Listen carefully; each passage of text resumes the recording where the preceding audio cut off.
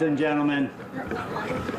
It's really a great pleasure to finally be able to come here and to welcome into East Boston new affordable family housing.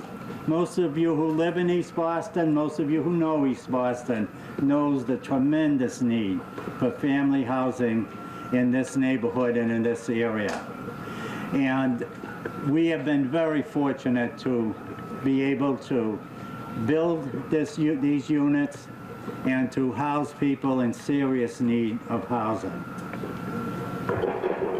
Let me say that as we get into the program, one of the easiest things in the world is to get from a politician a promise. But then it comes time to deliver. And that's where we have the problems. But in this case, and not just this case, but in everything we've ever dealt, we found a mayor who promised to support affordable family housing. And he delivered on that promise.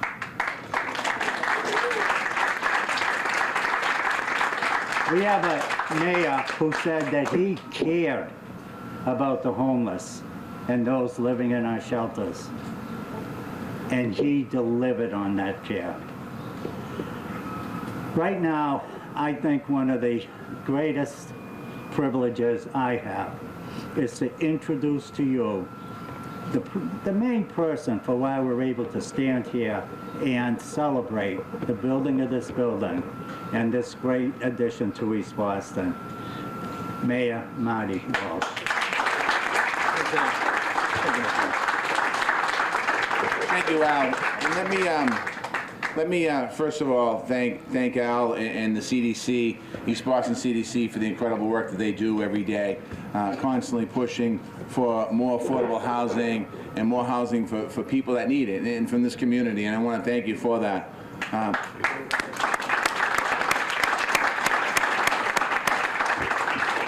I want to thank Lydia Edwards, the city councilor here, who as well supported this project and supports a ton of projects.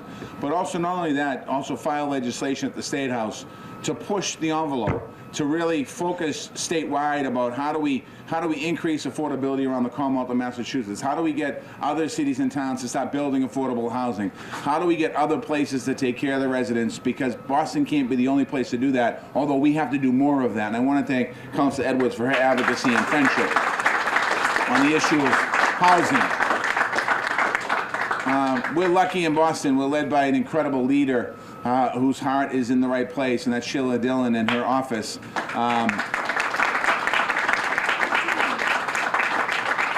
People might not realize this, but Sheila takes it to heart. When there's articles about the city not doing enough, she takes it to heart. When there's issues about homelessness, Sheila takes it to heart. And her team is amazing, and she's amazing, and I just want to thank Sheila for all her great work as well in the city of Boston. And what she's a leader in housing in the Commonwealth and the country. She's one of the best, so thank you, Sheila Dillon. I want to give a shout out to Chris Cook, Chief of the Environment for the city of Boston, who took over the job less than a year ago and is already working on a plan to look at the sustainability of East Boston and making sure that as the sea level rises, that the parks that are being built here, Pierce Park 1 and 2 and 3, and all the different things we're doing, that East Boston's protected from sea level rise. And prior to that, he was the park commissioner. And I don't think there's any neighbor in the city, and I know we're on TV, so I'm gonna get in trouble for this. I don't think there's any neighbor in the city. There's more investment in parks in Eastie. So you have, thank you for your stuff, Chris. The architects and the builders, your building is beautiful, it's energy efficient. Thank you for all of your work that you did here. To the partners involved, BPDA, D&D, linkage funds from the inclusionary development, NHT linkage fees we use as well. We made a change many years ago to get more money from linkage, more money from IDP. That's paying off for us. Again, we are in the midst of a housing crisis, but what we're doing, the things we're doing, we're starting to see the benefits of buildings and cutting ribbons on buildings, and that's something that's important. It's good to see all levels of government coming together. The old Eastie folks that are here, you know what the site used to be, old home of the Salesians Boys and Girls Clubs. It was a place that nurtured and cared for people, young kids. It was a place where young kids came and enjoyed and was safe. It's transformed into 34 new beautiful homes for working families. It's safe. It's an area it's sacred ground, if you will. It's sacred ground that constantly gives back to the community and to the residents. Some of the residents that are here, they're going to be moving in. Congratulations. And the ones that have yet been chosen, good luck and congratulations. It's a special place to have this land continue to serve the community in different ways. This housing that we're cutting ribbon on today is needed in East Boston. Our housing demand has increased all across our city. We thought by the year 2030 that our population in Boston would be 700,000 people. We were planning for that. That's what we were shooting the goal for. We're looking at 760,000 people potentially wanting to be living in the city of Boston. What we have to do is continue to increase the supply on the market so to make sure that we meet the demand. We also need to work with cities and towns, and we are collaborating with Chelsea and Revere and Everett and Malden and Braintree and Quincy and other places to make sure they build more housing as well, more affordable housing, not just housing. It's easy to build housing in this market. Everyone wants to build this housing now, but more affordable housing, more low-income housing, more market-rate housing. And when I say market-rate housing, I'm talking about families who earn between $50,000 and $100,000 a year that can live and stay in the neighborhood. That's what we have to do. We're using all of our resources in our toolbox, and we're looking for more. As I mentioned earlier, the council filed legislation, I filed legislation, we all filed legislation to really get more opportunity, more tools to be able to tackle the issues of the increased demand in housing. Keeping affordability of housing is at the heart of all the work that we do in the city of Boston. Whether that's creating more housing, whether that's job training opportunities, whatever it is we're doing, it's about, at the end of the day, the question is going to be, well, I make a little more money now, how can I live in the city of Boston? Because I can't afford my rent, or I can't afford to buy a home, or I can't afford a mortgage. And that, everything that we do, all the policies that we're driving out of City Hall, whether it's around transportation, whether it's around the environment, whether it's around parks and recreation, it's always about making sure how do people live and be able to stay in the city, live in the city, and enjoy the city. That's what we have to continue to do. Generations of families here have built this neighborhood of East Boston. When I ran for mayor in 2007, 15, 14, whatever year it was, 13. What I heard was, on the campaign trail, I heard an awful lot about, nobody's building East Boston. We want to build in East Boston. Where is East Boston? Well, after that, 2014 and 15, people found this special neighborhood. The problem is they found it and they started to make investments in this neighborhood that were detrimental to the community. They were buying homes and ripping homes down. That process is over. We're not going to allow that to happen again here in East Boston. If you want to come in and buy a one-family house, then you can renovate the one-family house. If you come in and you want to buy two one-family houses, then you can renovate the two one-family houses. Don't think about putting up 35 units of high-end housing that's going to push people in this community out of the neighborhood. It's not going to happen.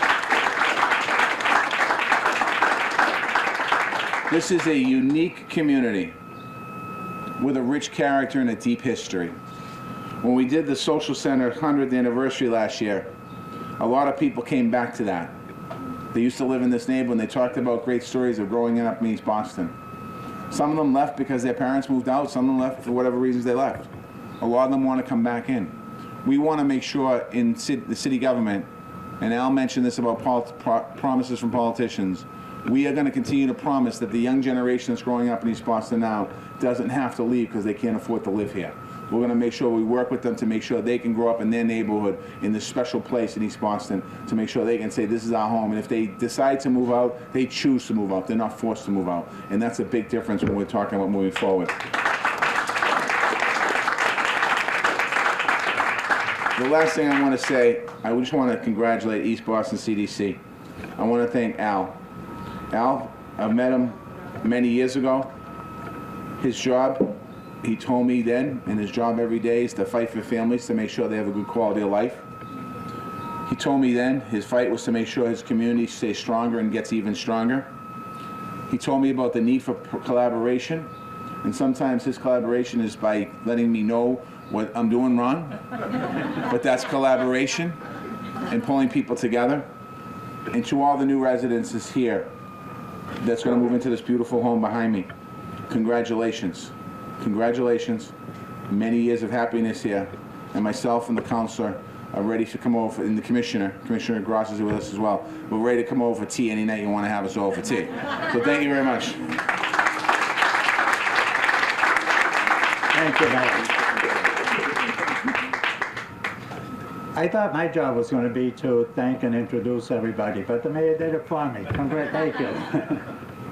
But there are a few that I want to point out. The architect for this building is Michael Intobartolo. Michael has done a lot of work for the CDC and for East Boston.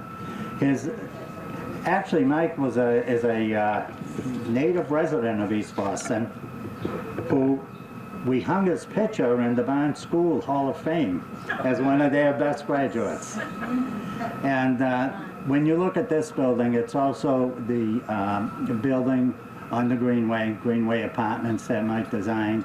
He did the Barnes School, which has won many awards for its renovation and for its historic preservation. He's done the Dalrymple Press in the North, in Winthrop. He's done the Michelangelo in the North End. He's done so many buildings in East Boston that his heritage and commitment to East Boston will long be remembered. Someday,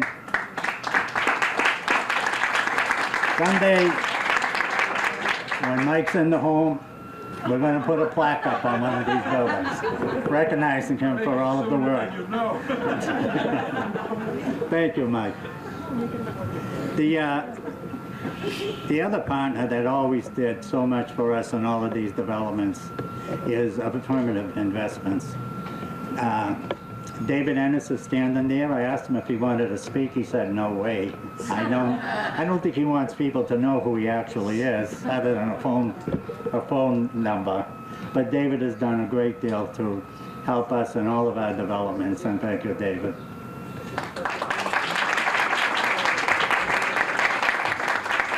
And I have some board members here. Well, one of the great things about the CDC is that we've always been able to reflect our community when it comes to our board. When I first came to the CDC, East Boston was 84% Italian. And guess what? The board was 84% Italian. That's no longer the case. And right now we have a very diverse board. A board of 19 members made up of, let's see, there's 3 blacks, 11 Hispanics, and we still got 2 or 3 Italians on the board. But as we move forward, I do want to say that we look forward to a lot more being done in East Boston. Very shortly, we're hoping the mayor will be back here when we open up the library building. Hopefully in October, we'll have a celebration there. And I see Frank Ramirez shaking his head. Thank you, Frank. He's done a great deal to make this work. The Health Center has been a great partner with us in all of these developments. That's who brings the health care to the people within the building. Stephen, thank you for coming. So basically what I want to do is thank everyone who's made this possible. And when I stand up here, and of course I got the applause, I really have to thank all of my staff, because they're the ones that really do the work. I just stand in front and take the credit. Sal Colombo, my deputy director, Al Festa, I don't even know what he does there. He controls all the money. The money guy. He's the money guy. But as we move forward, I know there are so many others that none of these things happen because 1 or 2 agencies make it happen. It happens because a whole lot of people come together, both in the private and public sector. And what I do want to do is have Tara from Affirmative come up and recognize some of the people. But before I do this, I do want to make one comment about D&D and Sheila. Sheila, on our financial statements, we have to list all our assets. And you're listed on our financial statement as an asset. Because we have taken so much money from you over the years. that we wouldn't be here if it wasn't for you and your organization. Thank you.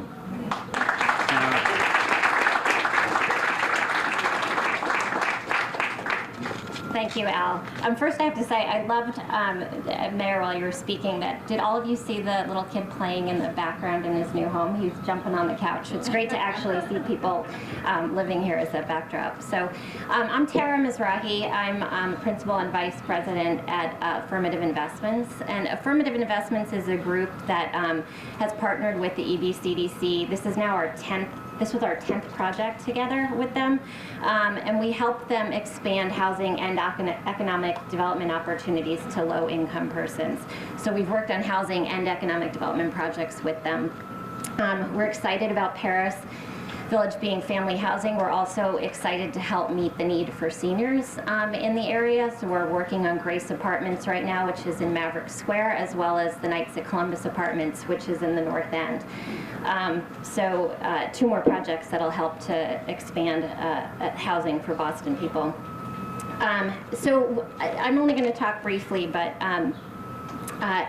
this project was a difficult project. Many projects are. This had some unique challenges, and we do really appreciate the efforts that Michael Interbartolo was thanked. We appreciate him. We also appreciate the contractor Delphi Construction for trying to move this project along as quickly as possible. And as always, the City of Boston, Sheila and Jessica are here, the mayor, as well as the Commonwealth, the governor and the Commonwealth and the Department of Housing and Community Development. They've always been staunch allies of ours, so we appreciate that. On this project too, the CDC joined forces with Citizens Bank and Boston Financial as their construction lender and equity provider. And then they had a new partnership with Massachusetts Housing Partnership as the permanent lender, and all of them worked collectively to help us minimize the exposure due to some of the risks that we had on the project. So we're really thankful for that. They're all central players in helping the mayor and the governor make progress on their affordable housing plans. We're happy to be part of that and take those steps with you. So thanks again for the opportunity to help us, to let us work on this project, and we're excited for more in the neighborhood. Thank you.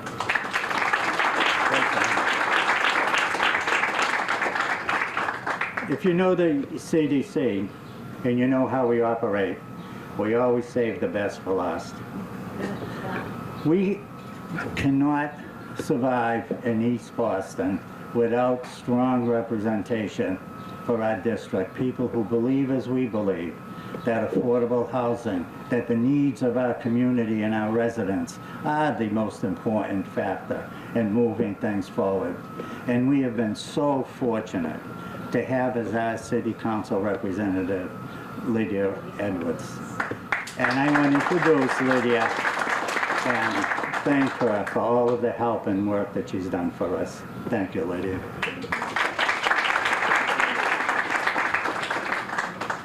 Well, I don't know about saving the best for last. I have to say it's been a true partnership, honestly, with the mayor, with DND, with so many people at the CDC. I have to first thank the CDC because what we see with your commitment is that as we build, no matter what we build, we'll end up with a neighborhood. And I think that's very important. It's not just about development, it's about the end result. And making sure that we have now 32 family units that are affordable helps to assure that we have a neighborhood. And that's a true commitment that we've seen from the CDC from day one. I want to thank you so much, Al, for your leadership. There's been many times where I've been on the phone with Al just to pick his brain. He's lifelong here in East Boston, and I'm not. I'm adopted East Boston. I am.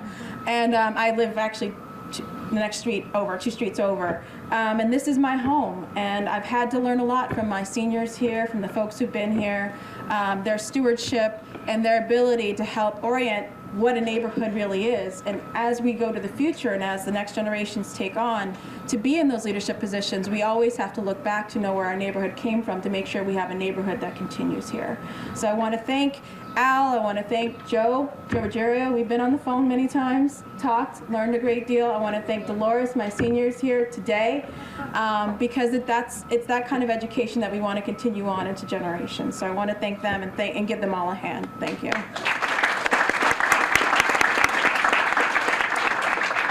As you all probably already knew, saw when I was running, saw last week, I'm unafraid to speak my mind and to speak truth to power. And even if I'm the only one who does it, I will do it. And that's the kind of leadership that I've come to appreciate from you, Mayor Walsh, and being able to talk with you even when we don't agree. It's being able to sit down, talk, hash it out, and eventually we do get to an agreement. We do. We get to that end result because our hearts are committed to the same thing. We're committed to diverse, affordable, beautiful neighborhoods. We're committed to a Boston where someone who's not from here, be it that they're from another country, another state, that they can come here, start, and become a city councilor, and become, liaison for the mayor, to become things that never would have occurred to us, that you can begin, if you can make it here, forget New York, you can make it anywhere. It's the truth, it's the truth. There are things I've done here that I've never thought I'd do in my life. Another group of folks that I know Al was thanking, but I wanted to thank the maintenance crew, actually, the guys that we keep telling them to come in, but we wanted to thank the maintenance guys.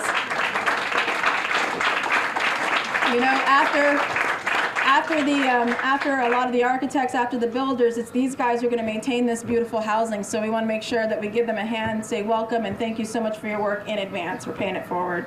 So I just want to conclude my remarks. This is an amazing development. This is something I'm incredibly proud of. And I guess since everyone else is thanking you, I also too will thank you, Sheila. Not just because, unlike everyone else, I got to work for you.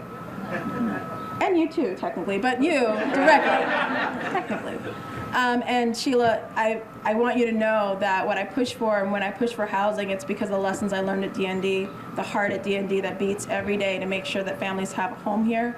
And so that's where that perspective comes from. And I just want to thank you for that mentorship, continued support.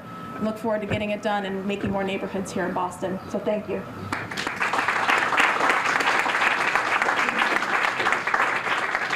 Ed, I do want to thank and congratulate our board for all of the work that they've done. I know we have some of our board members here. Frank Jardy, Donald Coverdale, Ruth Capone, Kempton Fleming, John Maffio, Matteo Casciato, and Gabriella.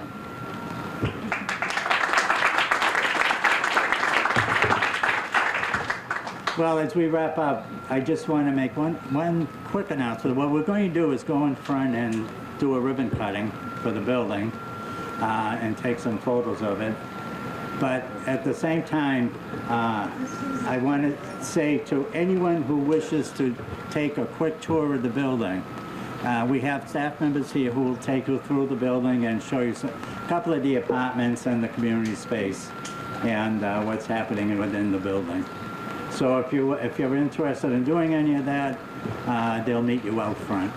In the meantime, some of us are going to get to the front and do the ribbon cutting.